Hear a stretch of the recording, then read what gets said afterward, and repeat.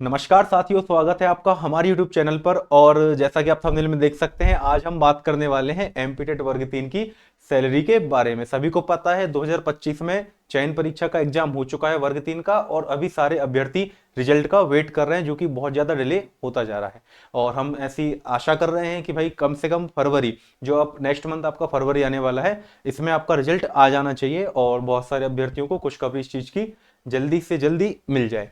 ठीक है, तो आखिर सैलरी कितनी मिलती है वर्ग 3 की? और बहुत सारे अभ्यर्थियों का डाउट रहता है भाई कि आखिर gross salary and in hand salary में फर्क क्या होता है। इसको भी हम पॉइंट टू पॉइंट आज हम डिस्कस करेंगे, तो वीडियो के अंत तक आप जरूर जुड़े रहें। ठीक है, सबसे पहली बात, जो वर्ग 2 और वर्ग 3 के नए अभ्यर्थी होने वाले हैं, जिनको ना एग्जाम पैटर्न पता है ना योग्यता पता है, ठीक है, ना योग्यता पता है और ना एग्जाम पैटर्न, तो वो मेरा ये वाला वीडियो एक बार जरूर जाके देखें, तो उनको सारे डाउट्स जो है एक बार में क्लियर हो जाएंगे। इसके बाद हम बात कर लेते हैं सैलरी की। सभी को पता है वर्ग 3 की सैलरी का बेसिक पे जो होता है, ठीक है, 25,300 रुपए होता है। ठीक है, ये होता है 25,300 रुपए आपका सैलरी का बेसिक पे।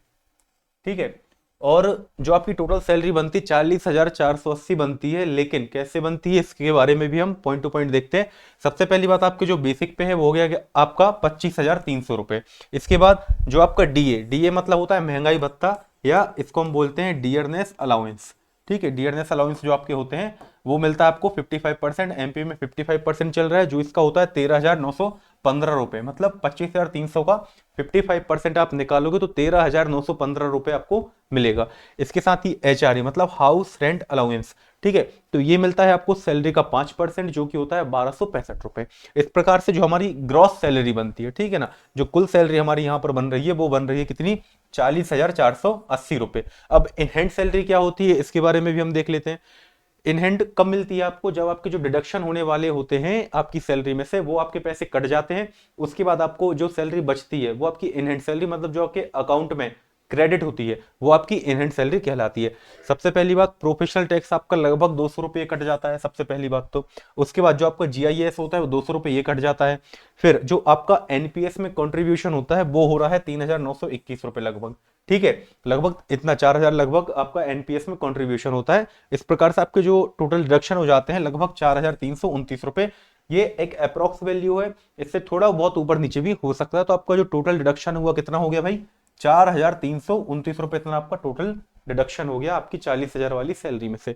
तो अब आपके पास हाथ में बचा कितना? फिर आपके पास इन हैंड नेट सैलरी जो बचती है वो बचती है 36,151 रुपए।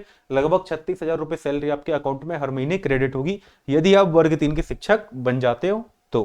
ठीक है, इसके बाद यदि आप वर्ग 2 के अभ्यर्थी हो या वर्ग 2 की तैयारी कर रहे हो, तो आप मेरा ये वाला वीडियो जो मैं पहले भी बना चुका हूं कि वर्ग 2 में आखिर प्रोबेशन पीरियड और सैलरी कितनी मिलती है। हाँ, प्रोबेशन पीरियड पर एक बात और याद आई मुझे अभी, कि अभी अभी हाई कोर्ट ने जजमेंट दिया है कि जो रूल चालू था अपना, कौन सा वाला भाई? एक तो अपना ये 70%, 80%, 90% वाला जो रूल था, तो इसको क्या है, इन्होंने क्या बोल दिया गवर्नमेंट ने कि नहीं भाई, ये नहीं चलेगा। आपको क्या है कि समान कार्य के लिए समान वेतन देना होगा।